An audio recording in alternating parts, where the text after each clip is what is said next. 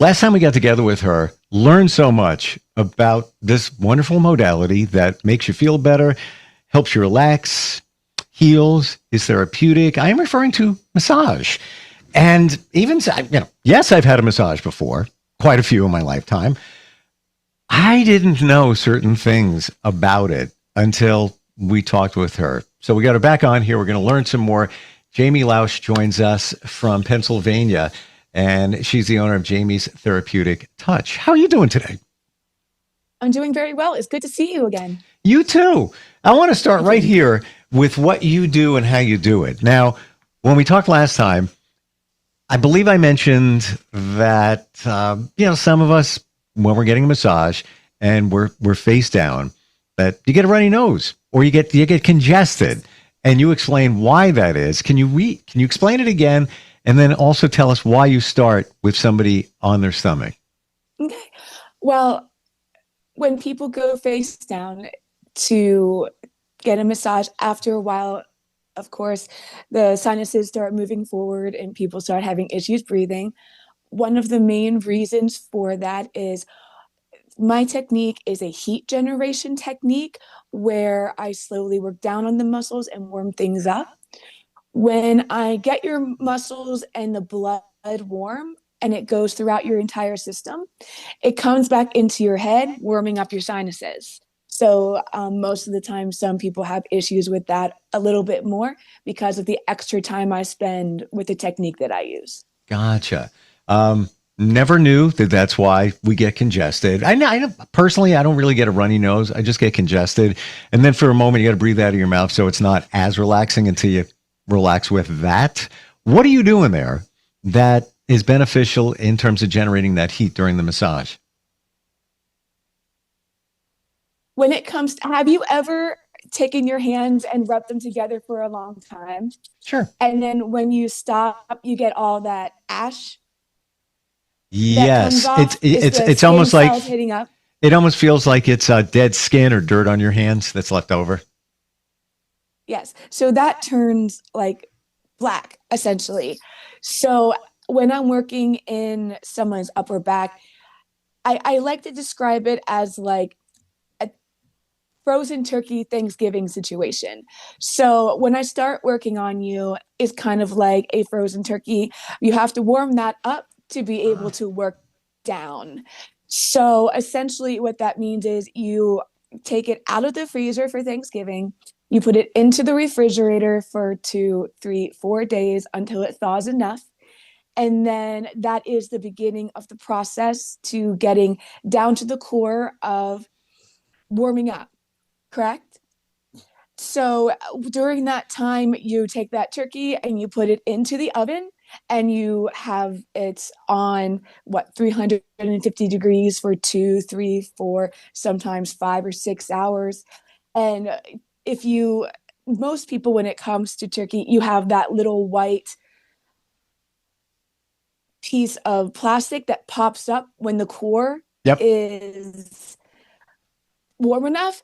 And then when you take that turkey apart, it falls apart, right? It's a lot easier to pull it apart than when it's cold, correct? Totally got it. So the heat generation, yes. So the heat generation that I use is generation heat from my hands and the rubbing, as well as pulling blood up from the areas sometimes.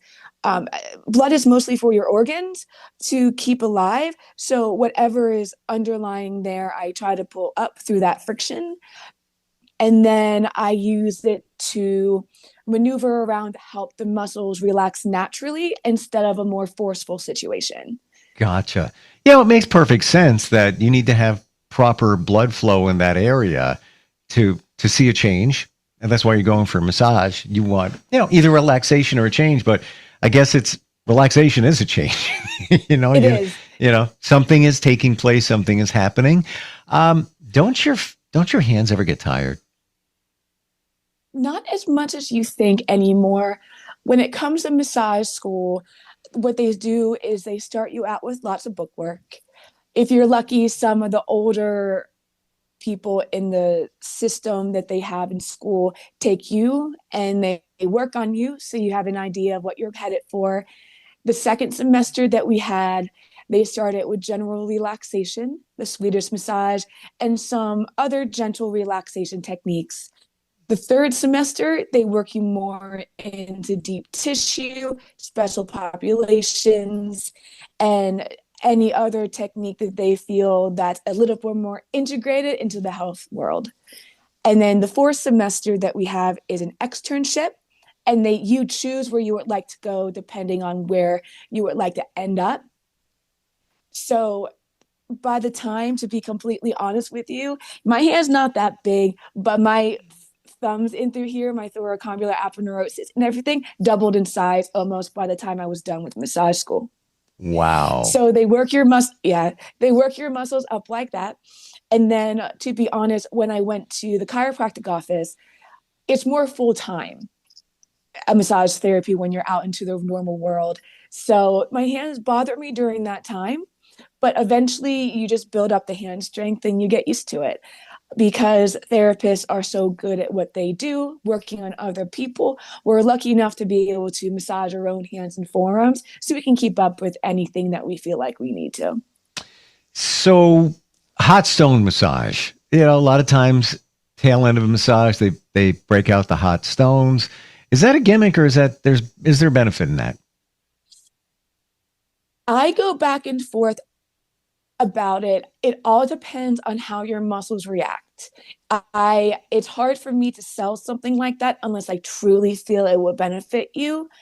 I know fairly quickly if it does. Some people's muscles respond to heat quicker.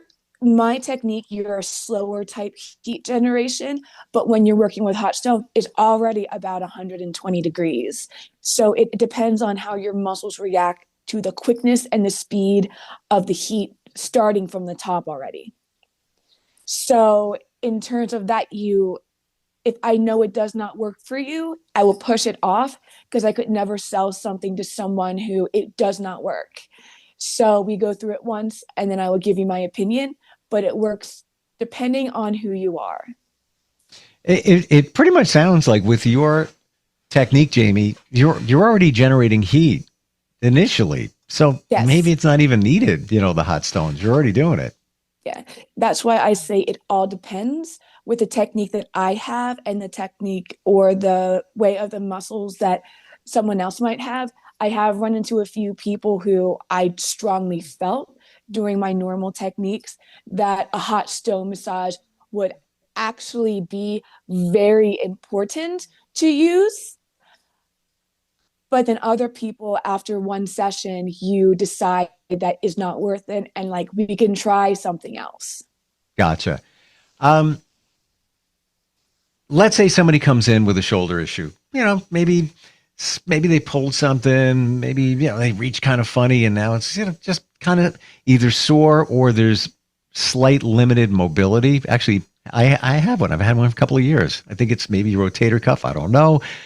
Getting a massage, the right kind of massage, would that help with any of discomfort, pain, and mobility? Yes. I actually pride myself on helping people out with that. If I had a muscle chart, maybe next time I can bring a muscle chart or something like that to help out. But as a therapist, we should be looking at every single way possible to be able to help you out. You were talking about right in through here, shoulder cuff. So as a therapist, you would want to work on the upper back in through here and then into the deltoid as well. And then up and through the pecs. The one thing that I get here and there, it depends on the therapist, to work actually underneath and through here, right behind the scapula on the side. So we work as many different angles as possible with that, and we see what we can do. When it comes to that, I'm not sure what any kind of personal care physician you can message to get information. But for at-home care, I would have, do you know how to use ice? I've heard of it. I've never used it. You mean cold like ice? Yes, cold ice. Because there's a product called ice. So I've never used it. um, or icy heat or something like that. No, I've never even thought about putting ice on there. Isn't it funny? My first thought, um, as the non-professional, would be, I thought you were going to say, do you know, have you ever used a heat pack or something like that? So you're talking about using ice. I am. Wow. Tell me more. So I had a client many years ago who got diagnosed with severe knee arthritis. And I can't necessarily show you a knee right now, but if I'm going to use my shoulder, I can Uh-huh. actually help you out. Do you know? Well, you have not used ice prior.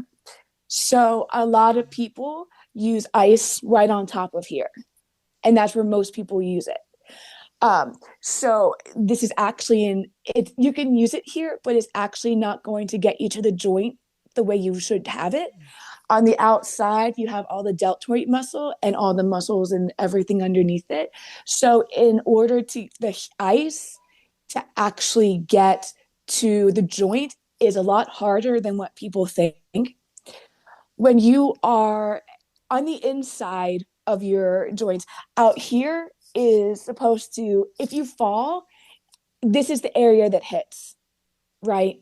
Not necessarily on the inside. That's what the outside here, here, and knee Yep. cap, the patella, are used for. So when it comes to using ice, you can put them there. However, when it comes to it on the inside of the elbow and the inside of your armpit and the back side of your knee, if you feel it yourself, they're a lot more squishy, right? They're a little bit more easily. So when you put ice here or on the back of your knee, it gets the joint better. So you have a better opportunity to get to some of the inflammation that's there. Of Wow. Yes. So I usually tell people to do a full roundabout, but really focus in on the inside of those major joints. Is it? I've had this condition for like 2 years. I think it was from playing tennis twice a summer, and I think it was a forehand. I'm thinking, um, and I went for one session of physical therapy. It just wasn't for me. It was like kind of cookie cutter, to be honest with you. I went to the PCP before that, so they said, "Yeah, go for physical therapy." So I did, and then I kind of left it. So it's there. If I try to go like this, I can feel the tightness right here. Um, if I go to reach for something in my back seat, I can feel it a little bit. And I don't know it's there. I've learned to live with it. There. If I just do that, I can feel it right up top here. I don't know if that's rotator cuff or whatever it is. I've learned to live with it as opposed to getting any kind of therapy for it. What for that? And I'm just use me as an example, but anybody that's got that reoccurring little something when they go like this or whatever, um, can you still years later, a couple of years later, still get some relief for it or healing or what? Yes, I have met an array of people who, one person that sticks on my mind is someone who walked in the door and said, Jamie, I've been having massage, physical therapy, a whole list of things that I have no hope of you helping me feel better. Well, I gave it a shot and I worked on areas ethically and comfortably and professionally that she has honestly told me she hasn't had done before. And after we were done, she's like, I Wow. can't believe I waited this long to meet someone who does something like this. I pride myself on safely, ethically, and professionally working on the areas that can affect the areas that actually are bothering you. It's a referred pain situation. Like if you are having low back issues, I would take my massage chart. I should probably grab it right now. This is a great conversation and explain to you. If I had a second to pop out, I would totally get it. Um, if you look at a muscle chart, a lot of the lower back is like a fascia. It essentially keeps your lower back more together. Of course, there are muscles there, but if you look at the glute part, there's more, I call it traffic, but there's more layers of muscle. They can take their pain and shoot it up either into the lower back, or if you have a sciatica problem, it can go straight down the back of your legs. So I worked with her about working on her concern areas and did what I thought was right. And she was so excited. I had her for a client for many years, and we finally got her feeling better. So, yes, there Wow. is a way to do it if we can possibly do it. I'm not going to lie, it might take a few sessions and a couple of ideas for homework to go home. But in a lot of cases, it can be turned around if possible. And we do everything that we can to make sure it does. But it might take a little bit longer only because of how long it was there. Sure, I can imagine, scar tissue and things like that. Would you say when we have a pain somewhere, it's usually not there, it's somewhere else? I've often heard that too. Like, let's say, well, I got a pain in my shoulder.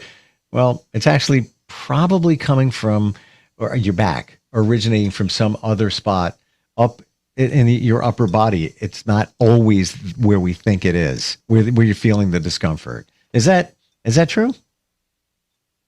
In some cases, that is essentially referred pain. I had an issue myself where years ago, before I became a massage therapist, I had twinges right in through here.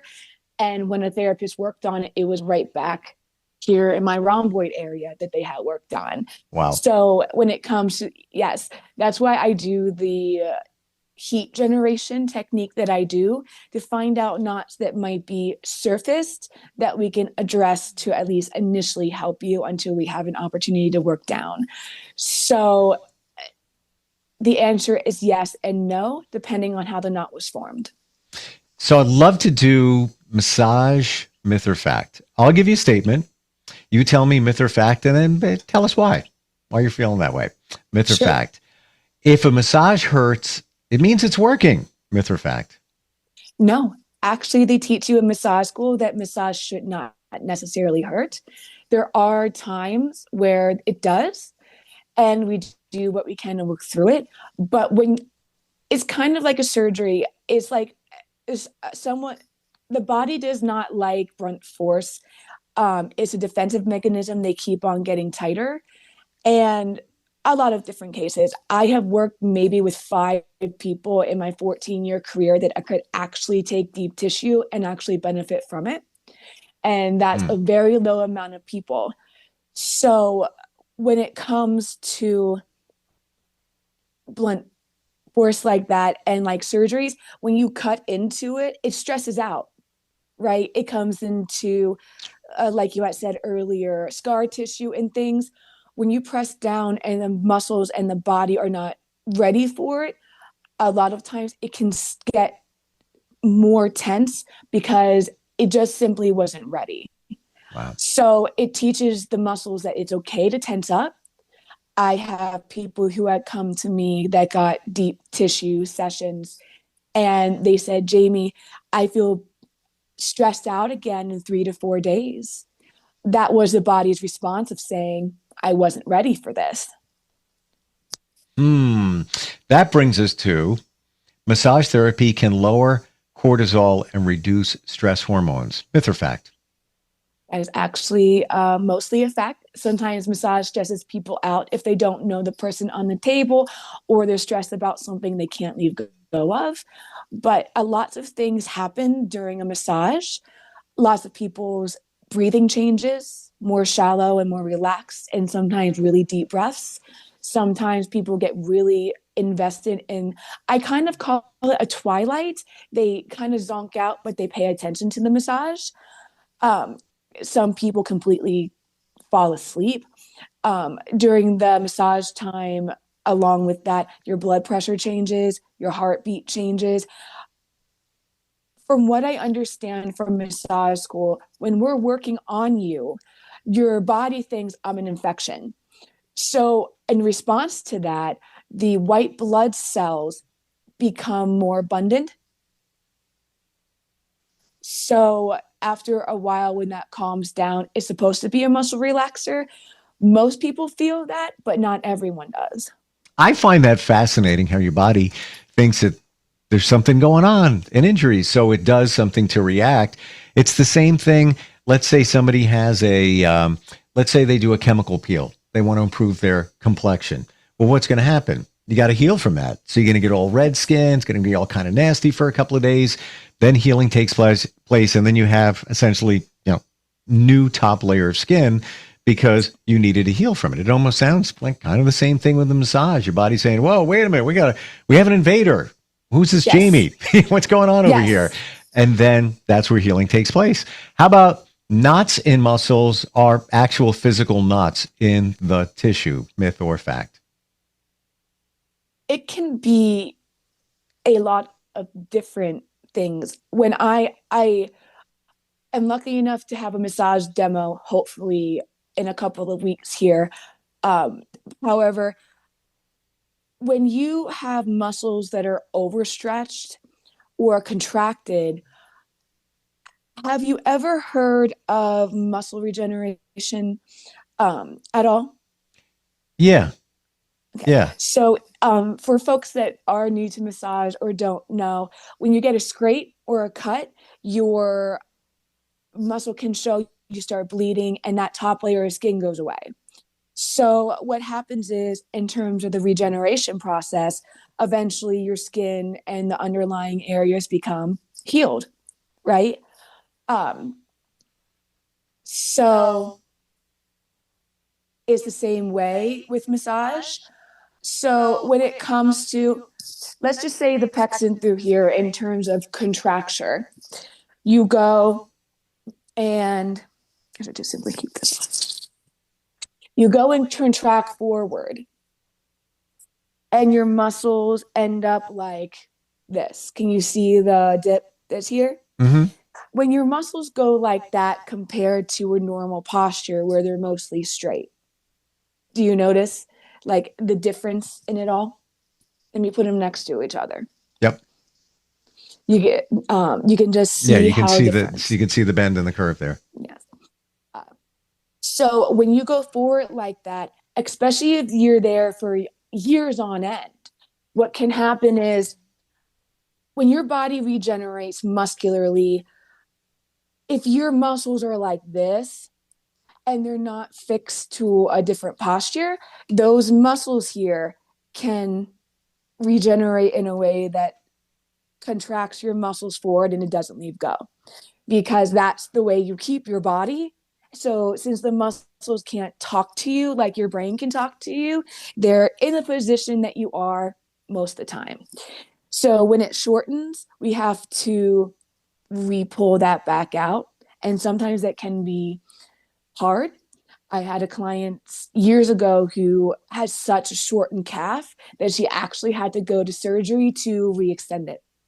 Oof. Wow. The body's amazing how like the muscles are going to take a look at what your lifestyle is and kind of work with you, meet you there. I guess it is.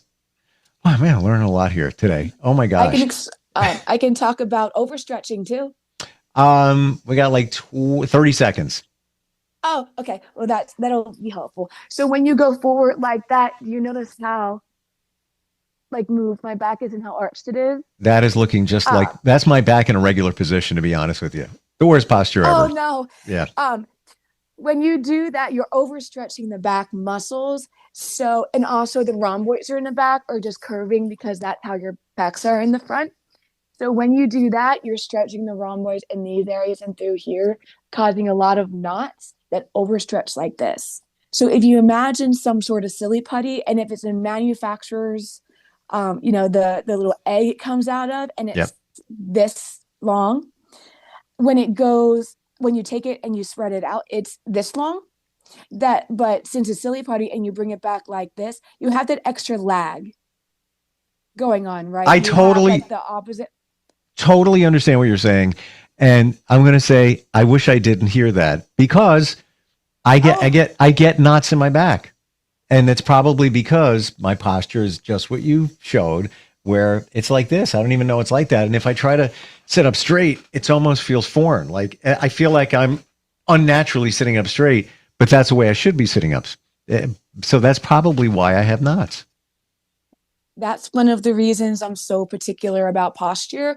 When you, as you do, as you acknowledge your body, contracting in and everything, like I had said prior, your body has to follow with it. I know I've had situations where I was talking to a scientist and her daughter, and we were talking about how the body works. I have seen people that look down like this so often on their phones. Yep. And kids nowadays at the age of 3 start working with phones easily. So when they look down like that, apparently in the world, there are kids as young as 7 years old with arthritis in their necks, not necessarily back here, but in the front here. Oh my gosh. It's like in the front and to the back. And they're going to have to deal with that for the rest of their lives unless they get surgery. At such a young age, it can be very scary for a kid. We're out of time. My neck and my back are in pain right now listening to this.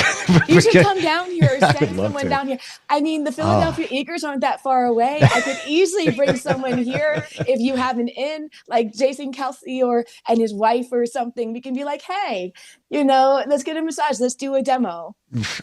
Would love that. Oh my gosh. Learn so much.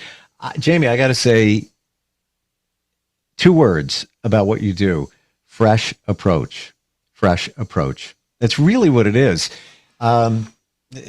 People that do what you do for a very long period of time, they're wonderful people. Some of them get burned out. You look at it from a fresh view and make it so easy to understand. Like, I learned so much in just a few minutes, especially, the posture thing. Like I didn't even tell you that I get knots in my back all the time. I got one right here. I live in the door frame because I go up to the door frame and I'm just trying to work that knot out just to make it feel a little bit better. Probably you told me that last time. I'm probably doing harm. I don't have any benefit. What's the best way to find you? Oh, you can catch my information on Jami's Therapeutic Touch at glossgenius.com. And within that website, underneath the menu bar, you have some logos that take me to my Instagram as well as my Facebook. So I just want to say it again, Jami's Therapeutic Touch.glossgenius.com, right? Yes. Got it. Thank you so much. You're in Reading, Pennsylvania. Thank you for the insight. Amazing. I have so many more myth or facts I wrote down. So maybe we'll get to those next time. Yeah, good. Very cool. Thank you for being here today. Thank you for your time once again. I appreciate it. I'm having a great time. Likewise, and learning a lot. And I've talked to people about on podcasts about massage, never to this depth, but it's not so deep where you're walking around saying, "What the heck did she just say?" No, it's very clear, and what's actually going on during a massage and what we should be mindful of. Looking forward next time we get together. I try to say things as easily and as simply as possible. When I'm in my world and I'm in depth of massage, not everyone knows scientific conversations or, healthcare scenarios. And I can just go off. Everything's normal to me. And with a new client that may not know certain things, they're like, whoa. So I try to say things, and I found out some script and some terminology that is as clear as I can possibly make it while still getting the point across. Like the turkey method, I have used that in so many different sessions, and it just works so well because it's a simple breakdown of the technique that I use. And relatable. Many of us have cooked a turkey or been in the kitchen and watched, the white thing pop out. As soon as you said that, I'm like, yeah, I almost knew you were going to say that. I'm like, is she going to? Yeah, okay, makes sense. We'll catch up next time. Thank you so much.